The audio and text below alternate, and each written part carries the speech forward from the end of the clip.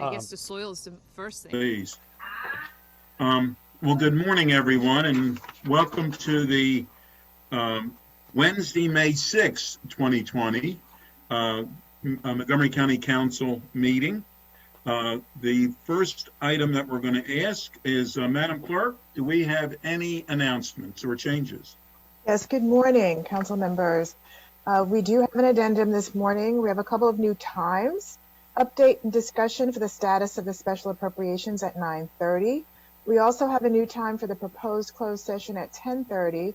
Proposed closed session to consult with counsel to obtain legal advice pursuant to Maryland Code General Provisions Article Section 3-305, subset B7. Topic is application of Charter Section 305. The council has also added at 2:30 p.m. a proposed closed session to conduct collective bargaining negotiations or consider matters that relate to the negotiations pursuant to Maryland Code General Provisions Article Section 3-305, subsection B9. This meeting would be to consider matters that relate to the negotiations. The topic is collective bargaining negotiations with county employee unions. That is all, President Katz. Thank you very much. And I did want to make a special note and thanks to Councilmember Navarro, who has agreed to be the council liaison for the union contract. So thank you very much, Councilmember Navarro. And with that, we're going to get an update discussion, status of special appropriations, and I believe Ms. Michelson and Mr. Howard are going to be telling us about that. Good morning, council members. We're going to turn this over to executive staff shortly to give you an update, but I wanted to sort of summarize where we stand right now. In the past 2 months, the council has approved close to $50 million in special appropriations to deal with COVID-19 issues. And these range from as small as $100,000 to provide incentives for local businesses to change production, to provide more personal equipment, personal protective equipment, up to $25 million to support local businesses. And the council has been very concerned about making sure that the process by which this money is given to individuals that need it is expedited as much as possible. And therefore, you've asked for this update from executive staff this morning. So I'm going to turn it over to Rich Matalino, who I think is going to lead the discussion from the executive perspective. Good morning, everybody. Good morning.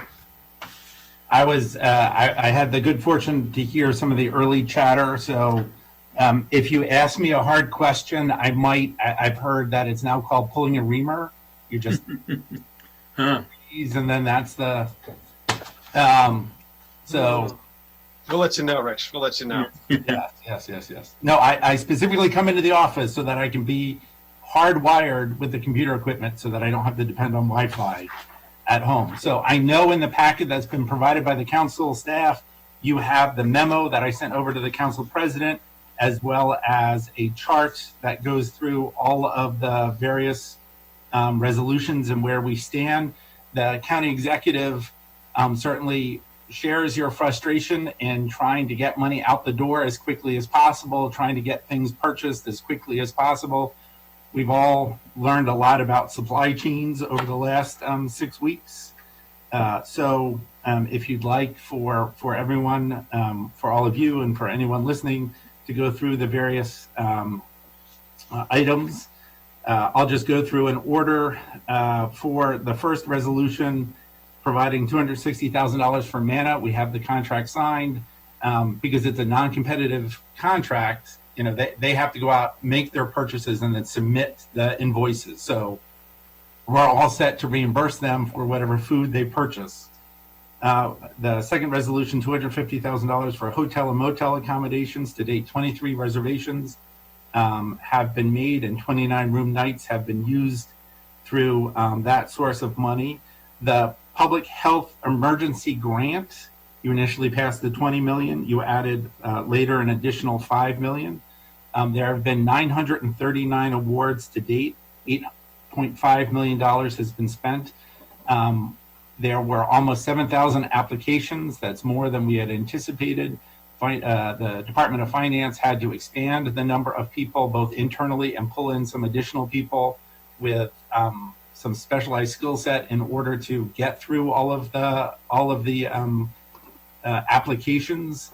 You have to have a certain level of background and a background check in order to do it. So it's not like we could just use any county employee to go through the applications.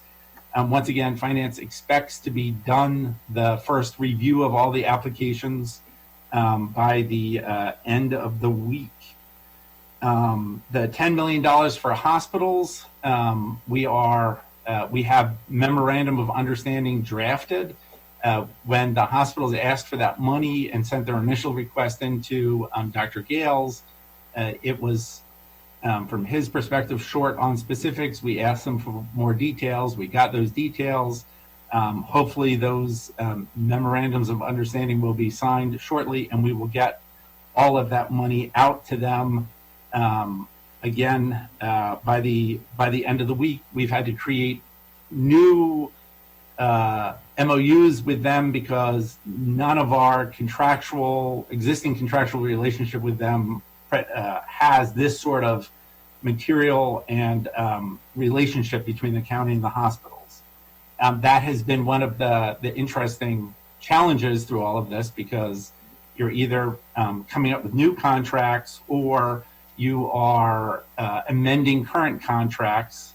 I've reached out to Councilmember Navarro to say that great bill that she had in about a grants management office. One of the hidden treasures in that bill was the ability to create grant agreements so that we wouldn't be necessarily having to have non-competitive contracts with all these entities. And so if there would be some way for council to expedite that piece of that legislation, right now may not be the best time to pass it, the creation of a whole new office. But certainly that piece, giving the ability for the county to have grant agreements with some of these nonprofits, would be very helpful. The $6 million that was passed to provide direct financial assistance to residents through HHS, $645,000 of that money has gone out in phase one to 601 recipients with checks ranging from $500 to $1,450. We are in the and those were families who were participating in the existing Care for Kids program. We are working with putting out the money to other nonprofits to help them distribute the money in the county. That's phase two, and phase three is we'll look at other people who might be eligible but who have not been able to get assistance. You will be dealing with a non-competitive contract resolution tomorrow to provide money to the Healthcare Initiative Foundation and the Food Council to get money out more quickly to various nonprofit groups. This way, we're not dealing with individual contract amendments to all these different groups, but we've been able to create a mechanism where, again, the Healthcare Initiative Foundation will be the conduit to put the money out, which will get a larger chunk of money out and more quickly into the community. You heard from Ben Wu yesterday about the MCEDC program and what they're doing with the $100,000. Obviously, as you know, the county executive has been working tirelessly with the business community about trying to identify who in the community can help us with a variety of COVID-related response testing, especially testing capacity, testing supplies.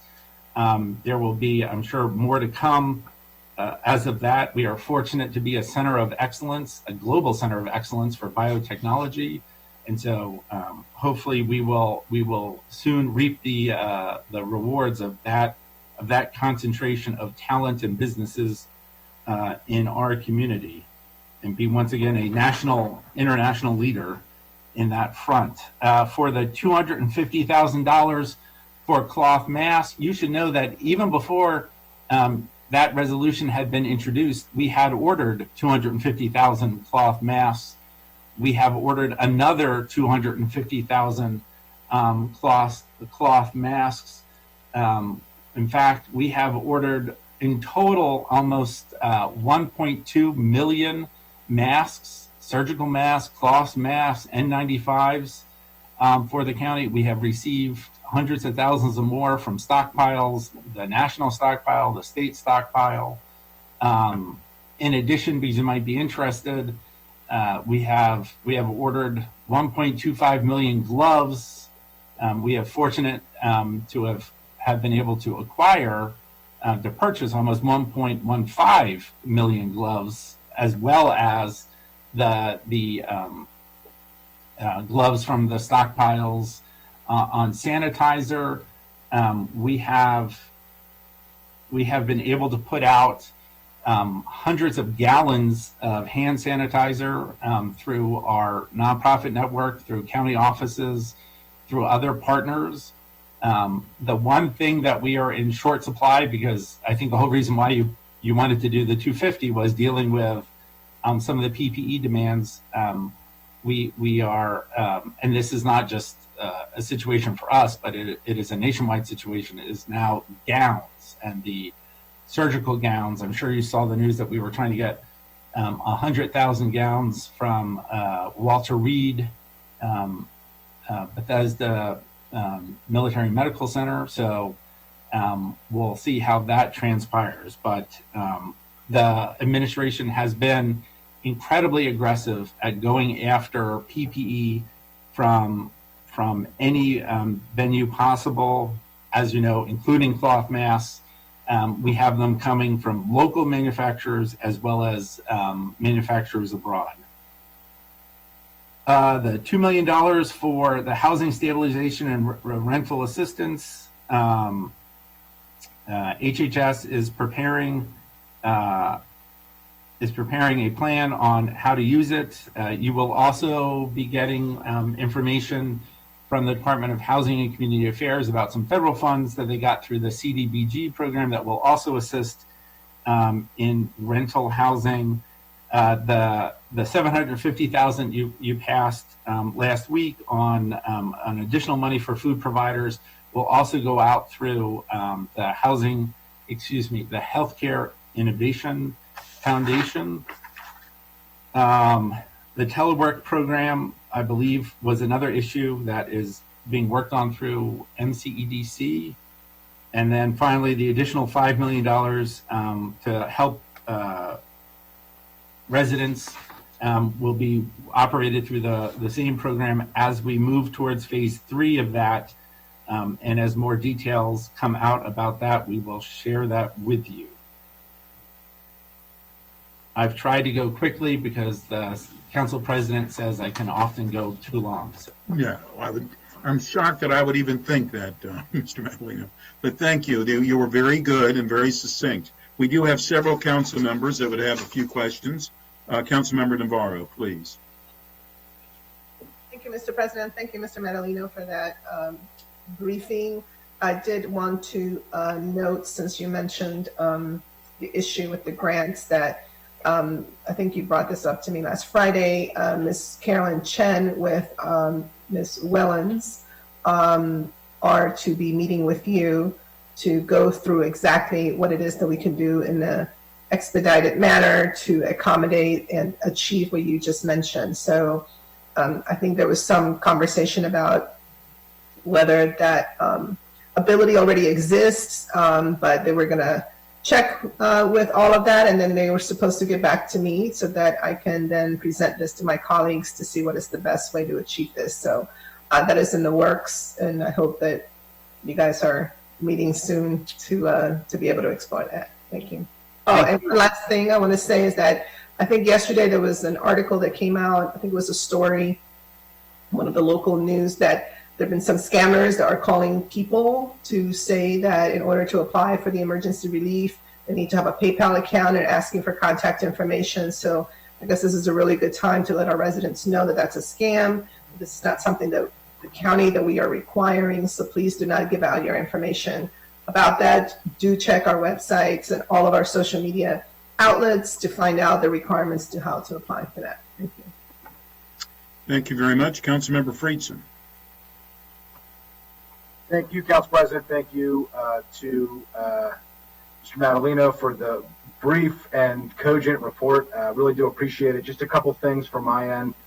Number one, is it possible, this chart was really helpful to give us a detailed list, but I was wondering if moving forward, if we could get a cumulative running list of the appropriation amounts and the amount spent to date. So if an agreement has been agreed upon, but you haven't spent the money, then that wouldn't, that would be zero. But if you've spent some of the money, that number would be reflected. It's not entirely clear here. I understand because some of that is in a gray area of if you've signed a $260,000 contract with a provider, but they haven't given you the invoices. But it would just be helpful to know, what have we appropriated, how much has been spent as a clean snapshot, understanding it doesn't tell the full story. But I think that would be helpful to us. And if we could get it on whatever a reasonable basis is, weekly, at the end of every week or, twice a week, whatever the number is, which would be reasonable. If you get back to us on that, I would really be appreciative. I think it'd be really helpful for us.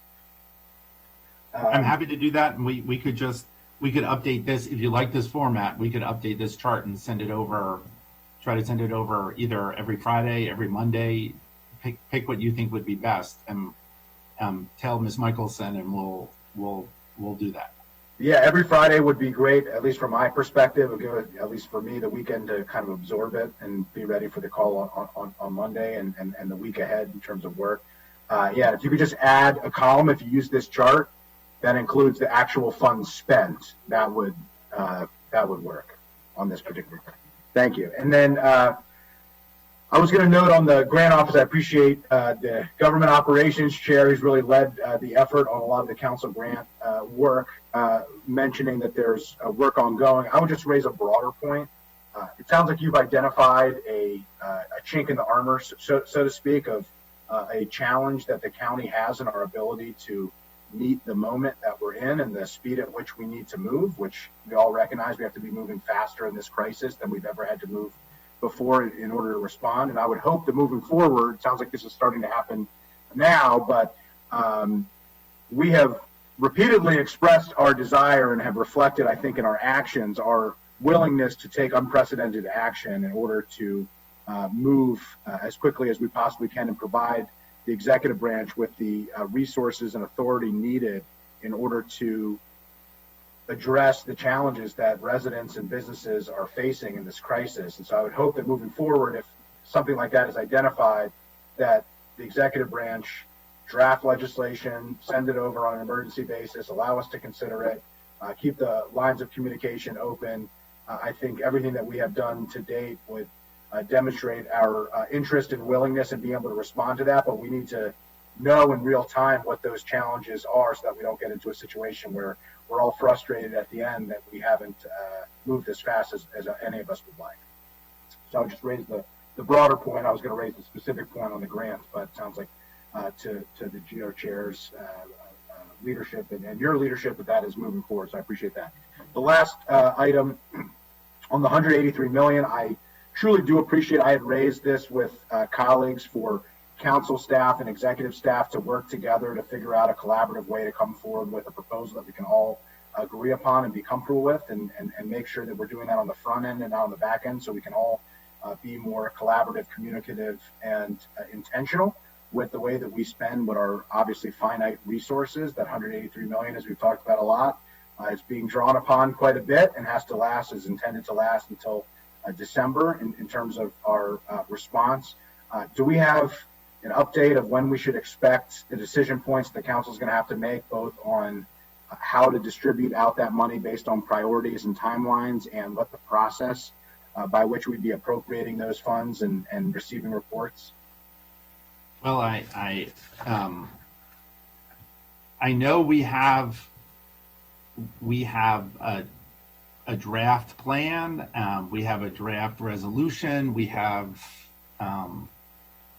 shared that with I've hopefully Ms. Michelson will nod her head in agreement that we have been working very closely on that. So I would hope that is to you before the end of the week.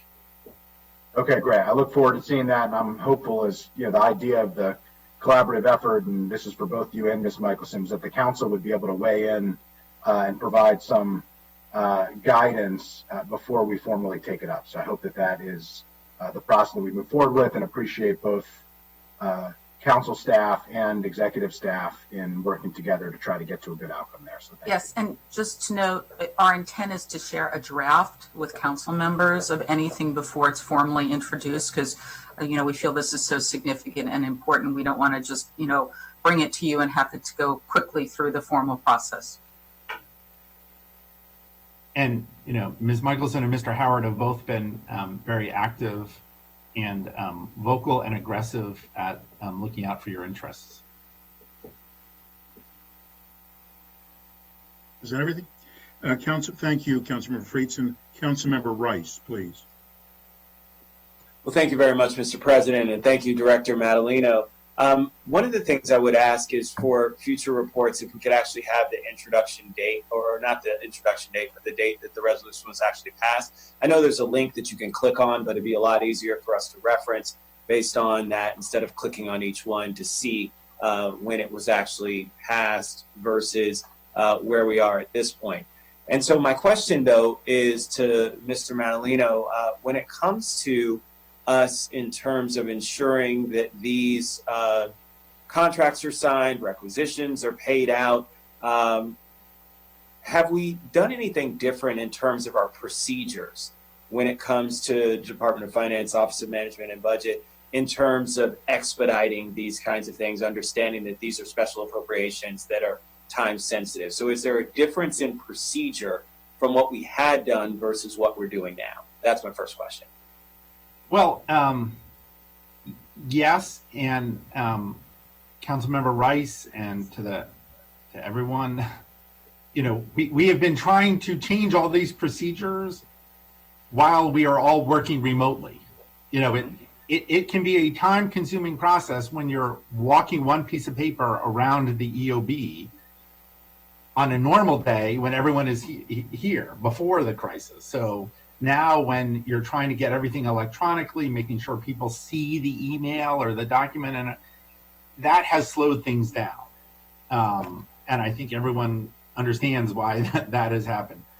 We have tried to relieve some of the burdens by having the CAO delegate some authority so that OMB can more quickly recommend and move on changes to non-competitive contract awards that were already, put in place because of your actions, so that we can just expedite the process and create the right trail of paperwork, so that when our Inspector General or any federal Inspector General comes looking to see how that, if we did the right thing, if we followed the rules, that we have that all in place. So we are trying to do that.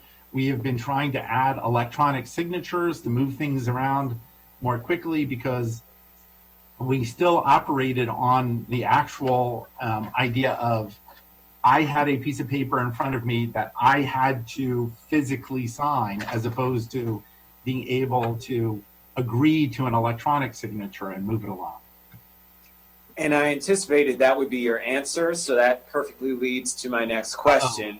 So yeah, my wife always gets on me for asking questions that I already know the answer to. So, but that being said, it's one of those where, so if that's the case, then obviously week 1, week 2, even week 3, I could see us operating in that same space. But now in week 7, are we still operating in the same space? And if so, why? And what can we do to help that along? I know that, again, part of it is staffing. And trust me, I've heard from, I have conversations with our Montgomery County Public Schools. They operate in the same sort of way. And so they've had some challenges in terms of getting things out, especially when it comes to teachers and having to sign off with administrators. So I get it. I understand it completely. However, the time is now to really start to change some of those things in terms of those processes and procedures. And if we're still doing it that way and we're still having those challenges, we've got to step up and really, add a little bit more fuel to the fire. So I understand, and I'm completely sympathetic, empathetic to the challenges at the beginning, but we're not at the beginning any longer. Now we're in the real crux, the midst of this pandemic. And so from that perspective, I would hope that we would have made a little bit more progress than we have been. So are there things that the council can do to help that along? I don't have a specific answer to you. We had already made the request about grant agreements, which I think would be an easier way to get money out the door. Potentially, if we had a grant agreement with MANA, we could have given them the money up front, as opposed to the contractual relationship we have with MANA, where they have to spend the money and then invoice us, send a purchase order and we send it back. So that sort of arrangement, which of course we need, the county attorney believes we need your legislative fix to do that. I would also like to remind everyone, we had all gone through a process of trying to slow things down because of a prior embarrassing scandal for the county and a large embezzlement of money, where someone, part of what I've been told was, what happened was that person often came in, oh, this is a rush, we got to sign it, you got to move it along, and that due diligence in reviewing some of the documentation was not done. We put a bunch of safeguards in that purposely slowed down the system so that sort of risk wouldn't happen. And now we're trying to figure out, okay, how do we keep those safeguards in place and speed up the system to respond to the situation? And let me just say, as a person who was there for that crisis and who was in many a closed session, it really wasn't about slowing down and picking up the pace. It was actually about following the steps and procedures that we should have done in the first place that weren't done. So it really wasn't about speed. It was just about folks not paying attention and not having the checks and balances that they should have. And so that doesn't require speed. It just requires checking the boxes. So let me just say this. I would hope that if it's a staffing issue, if it's a legislative issue, whatever it is, that we identify what those are that keep us from these delays that actually impede us operating as quickly as we would like. I understand that we're operating faster than we have before. I understand that and appreciate that. However, these are things to where we're talking about putting food on the table, putting money in people's pockets to make sure that they can pay utility bills and rent and pay their employees, and all of the stories that we talk about, which are the impetus for why we passed this legislation, and then to have it slowed down by a bureaucratic process. And I'm not saying that you're trying to do that. Please understand. I know that you're trying everything you can to get it done quickly, but we've got to do it. And the reason why is because so many people are counting on us. I know that you know this as a former elected official and public servant for a long time. You understand what the pressures are that are out there. And so I just call on you in that respect to really try and see what else we can do to make the process faster. Thank you very much, Mr. Madaleno, and thank you, Mr. President. Thank you very much. I did want to ask, Rich, for the newer appropriations, if you could put, and to Councilmember Friedson's point about another column, I think that would be of great help. But for as we're going along, if you could put another column with more information about the planned rollout and who's doing it and by what date, I think that would be helpful to us as well. I think it would be helpful to you all as well. But if you could do something like that, I think that would be something that we would gain from it. And you don't mind if we merge some of these resolutions, because you've got the initial 20 million and then and another 5 million for PEG. They can all appear right under the same. It would be fine. I'm seeing head shake, and I guess I don't know if everybody's head just shook, but I saw a lot of head shaking. So, Yeah. but That just makes so sense. we're aware of what's being spent and how it's being spent and when it's going to be spent, I think that would go a long way. With that, Councilmember Glass, please. Thank you, Mr. President. I agree with that recommendation, since it all is going towards the same funding, quite frankly. Mr. Madaleno, thank you for joining us. In your opening comments, you mentioned that working remotely has slowed things down, and I understand that. And then you said something about the county executive seating authority. Can you elaborate on that? I don't. I'm sorry, Councilmember Glass. I don't remember. Okay. When you were describing the processes and the inability to manually share paper and go around the floor. I said that the chief administrative officer granting authority for like the non-competitive contracts, for the amendments to non-competitive contracts, since we have followed the appropriation, making sure that, you know, maybe he can designate me as his person to approve those sorts of amendments, recognizing that there are so many things happening right now that have to physically go before Mr. Klein, that sometimes can become a bottleneck. As it would with any chief administrative officer. That's not a criticism of Mr. Klein, but how do we, to go to Councilmember Rice's point, how do we smooth out the process, find out where bottlenecks are, and try to figure out appropriate workarounds? Got it. So when you had just mentioned seating authority, it was is because you're creating more designees to fill the time gap and speed things up. Okay. And that was for the CAO, not the county executive. Got it. Okay. Glad I asked. And so, as you were ticking through, one other thing that I have a question about, I have two questions, but one of the other things about adding to the list, and I do appreciate the list, when will we get a list of the awards that have gone out? Like for the PEG? For FEG, specifically for FEG. Yeah.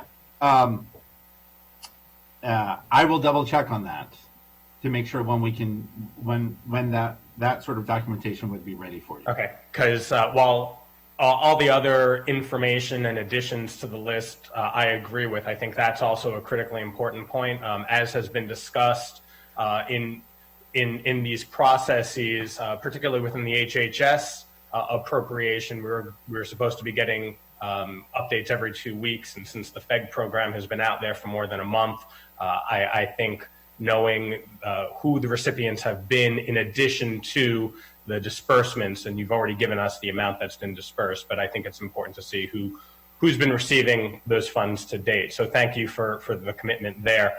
Last thing I'll just say about the collaboration, I've had productive conversations with the Services to End and Prevent Homelessness, and are glad that, as you noted, the rental assistance piece is moving forward, and they understand how important getting that money out as quickly as possible is. And I think that also you mentioned the community development block grant and receiving more funds from that. I think it's really important to ensure that HOC is working in conjunction with HHS and the council so that we're all clear on how that money is going out. And again, having those conversations on the front end is really important, because we know rent is due. It was due last week. It will be due next month. And that's what these funds are for. So we can't sit around and wait. Yep. And just to be clear, for the CDBG, the Community Development Block Grant, the administering agency is Housing and Community Affairs. Got it. Right. Okay.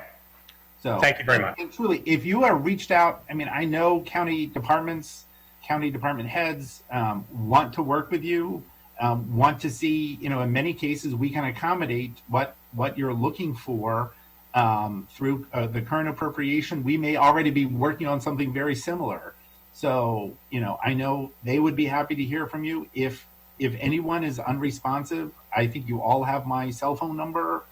You can text me, you can call me, and I'll make sure that there's a response to you as quickly as possible. No, and I appreciate that, and I share that. I've been actively engaging with DHHS regarding the services to end and prevent homelessness, and so as more funds are being identified for some of these purposes, once we have them identified, you have them identified, the sooner we all know, so we can engage in those conversations, clear any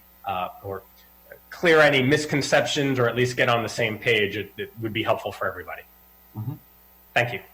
Thank you. And Rich, just as another aside, what would be helpful to us as well, I believe, if you could give us a running total of how much money you all have believed that we're going to get from the 183 million. Because, I know that there's certain things, not just the monies that are on this list, that will also be something that we should be reimbursed for. So it would be helpful to us to know how much money might be remaining in that pot. And I understand that some of it that you believe that you will be reimbursed for, the federal government might not agree with that, but at least we would have some idea of what kind of figures we're talking about. Sure. We do have the $183 million in the bank. Okay. The federal government wired that to us about 10 days ago. So, and how does that work then? Do you then say, okay, do they check what you're saying on what comes out of that 183 million? There is no, we are supposed to, they've provided us guidance. We're supposed to keep paperwork about it. And at the end of the process, give them the paperwork of how we spent the money. Okay. We do not need to seek approval in order to spend that money. They're trusting us to spend it appropriately, and they will punish us when it's all over if we don't. But there is no, send in a receipt to the Department of Treasury and then get an approval. It is ours to spend. I think maybe I don't remember who brought it up, but it is supposed to last until December 31st. Right, unless we get more. But and we will have a plan that tries to hold back some of the money so that we use it throughout the next few months and not just all at once. But we have that money. We will be going after other sources of federal funds. We will be submitting reimbursements to the Federal Emergency Management Administration, FEMA, for some of the money that's been spent already. So we will be aggressive at going after other sources of federal funds, but we do have this 183 in the bank to spend as we need it. Okay, thank you. And as I say, it would be helpful to get a listing of how much we've spent. And that was Councilmember Friedson's thought that it has to last us to the end of the year. I've heard him mention that more than once. Councilmember Albernon. Spend everything, but it's nice to see him show some fiscal discipline. Oh, we're moving right on. We're not going to go back. Councilmember Albernon. All right. Well, thank you, Mr. Madaleno, and thank you, Mr. President. I know your folks are working as hard as they can possibly work, and by extension, all of the contract monitors and the administrators within the respective departments as well. And I am sensitive to the comments you made about the challenges of transitioning to this new work environment, which obviously have presented a lot of unique challenges. What you also didn't mention is working from home is hard. When you've got kids, when you have sick family members, it's on top of the actual workload. The bandwidth is a huge issue. So in following up with Councilmember Rice's line of questioning, which I appreciated and agreed with his comments, I know the administration has taken some steps to date to streamline things, but connecting a couple of dots, we talked about the Innovation Fund yesterday. And we're not going back anytime soon to the normal manner in which we operated. This will likely carry through the summer, if not longer. And so I do think there would be value in investing now, if we aren't already, in aggressively looking at potential technology solutions that are out there that can help us better connect this work to make things easier, which will require contracting, which will require training, which will require things that will have to take a couple of steps back in order to take more steps forward.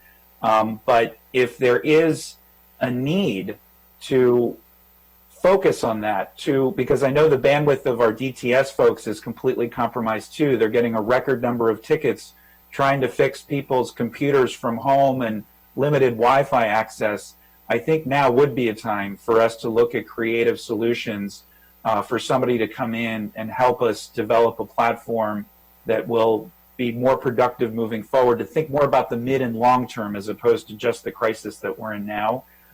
And within the midst of a budget discussion, I think now's the time to have that conversation. The other thing is, I know that some of the departments have organically reached out to retired individuals from county government to bring them back to help with some of that workload. I think there may be an opportunity in the same way our hospitals and medical personnel had a call out early for retired medical professionals. I think there are folks who are out there that want to help and want to be able to roll up their sleeves. And I think a call out more formally like that may bear some fruit in terms of getting some additional capacity in, because I know just bringing in folks off the street presents its own set of challenges, because you've got to train them, you've got to bring them up to speed, and you don't even have time to train right now. So, but those are the kinds of solutions that may require a funding allocation in some way, or addressing some of the rules and procurement procedures and personnel procedures. Now's the time to aggressively look at those things, which I know you know, but just know we want to partner with you on that and make it easier for you to be able to carry measures like that out. So,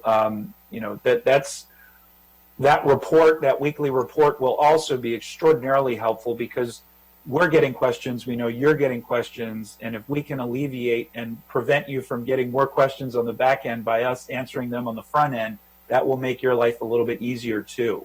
And so, we can be a real resource here, and I think be helpful in that space as well. So those are just some initial comments. You don't have to respond back, Mr. Madaleno. I know that those were more suggestions and comments than needing a direct answer right now, but I just wanted to share that sentiment. Thank you. Councilmember Jawando.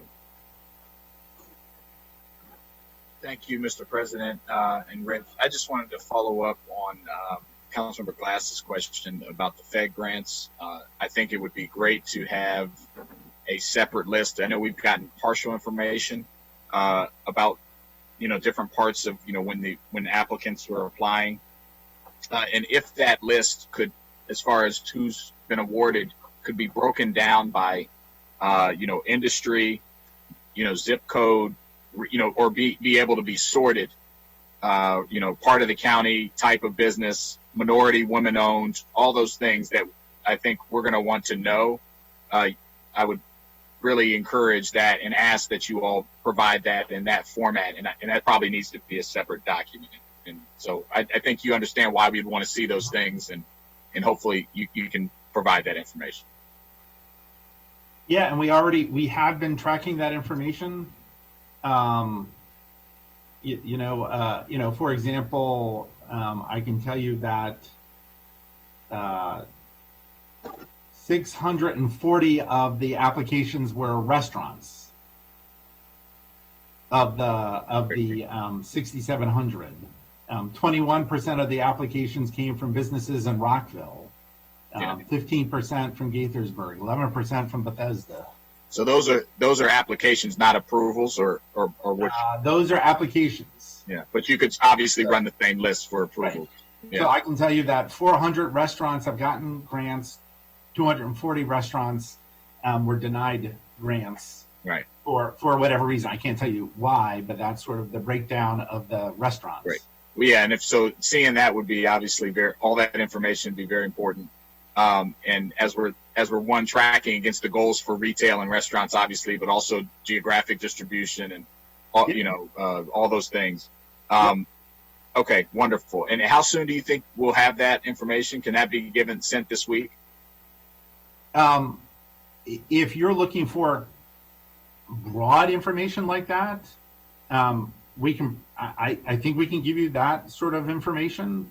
As far as that full list of who are the recipients, that I'll have to double check with finance. Well, yeah, let's start with the broad. I mean, that'd be helpful. I was on a call with nonprofits yesterday. I think someone else mentioned them, and they were saying that only 6% of the recipients were nonprofits, for example. And that was the first time I'd heard that number, and I'm assuming they just polled their membership, but through their survey. But I think anyway, that's another one that it would be helpful, since we did include them in to be able to apply. Should be broken out. But yeah, thank you very much. Yep.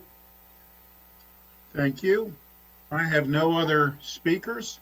Mr. Madaleno, thank you very, very much for being with us this morning, and I know that we will continue this dialogue as we go through this, but I think we've gotten some good suggestions on how we can continue to work together and, in fact, continue to work better in a better way. So thank you, and thank you for being here and for your succinct reports. You did a very, very good job. All right.